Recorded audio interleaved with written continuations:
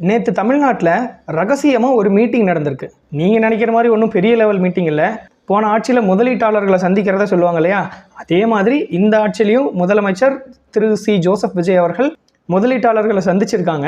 ஆனால் என்ன, பத்திரிகையாளர்கள் யாரையும் கூப்பிடாம, மக்களுக்கு எந்த விதமான அறிவிப்புகளும் வெளியிடாமல் அவங்க ஒரு சந்திப்பை நடத்தியிருக்காங்க. அந்த சந்திப்பு தான் இன்றைக்கி பேசுபடு பொருளாக இருக்குது. என்னன்னு பார்த்தீங்கன்னா, 100 நாட்கள் தாவேகா ஆட்சியில் 1 லட்சம் கோடி முதலீடு ஈர்க்கப்பட்டதாகவும் அதில் 1 லட்சம் வேலை வாய்ப்புகள் கிடைச்சுள்ளதாகவும் தாவேகா அரசினர் சொல்கிறாங்க.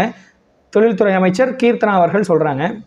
இதில் அவ்வளோ பெருசாக பெருமைப்பட்டுக்கிற அளவுக்கு எந்த விஷயமும் இல்லைன்னு நான் நினைக்கிறேன். என்ன காரணம் அப்படின்னு பார்த்தீங்கன்னா, சைன் ஆகியிருக்கிறதெல்லாம் MOUs, அதாவது மெமரண்டம் ஆஃப் அண்டர்ஸ்டாண்டிங் அப்படின்னு சொல்லக்கூடிய புரிந்துணர்வு ஒப்பந்தங்கள் மட்டும்தான் கையெழுத்தாயிருக்கு. அதாவது இங்கே பாருப்பா, நான் என்கிட்ட ஒரு 1000 கோடி ரூபா இருக்குது, நான் ஒரு 1000 கோடி ரூபா இன்வெஸ்ட் பண்ணலான்னு இருக்கேன் தமிழ்நாட்டில் அப்படின்னு சீஃப் மினிஸ்டர் அப்ரோச் பண்ணோம் அப்படின்னா, சீஃப் மினிஸ்டர் அதுக்கு ஒரு பர்மிஷன் கொடுக்குறாரு, அவ்வளோதான்.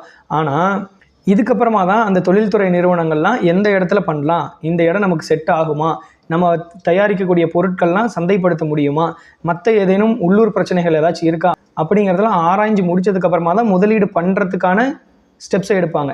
ஸோ இப்போ முடிஞ்சிருக்கிற புரிந்துணர்வு ஒப்பந்தம் அப்படிங்கிறது நிச்சயமாக அந்த 1 லட்சம் கோடி ரூபாய் இன்வெஸ்ட்மெண்ட் வந்துடும் அப்படிங்கிறதுக்கு எந்த விதமான உத்தரவாதமும் கிடையாது. 1 லட்சம் கோடி ரூபாய் இன்வெஸ்ட்மெண்ட் வரதுக்கான ஒரு அடித்தளத்தை போட்டிருக்காங்க அப்படின்னு வேணால் நம்ம சொல்லிக்கலாம். தாவேகா அரசு செய்த விஷயங்களை மட்டுப்படுத்தணும், இறக்கி பேசணும் அப்படிங்கிறதுக்காக இந்த காணொலி இல்லை.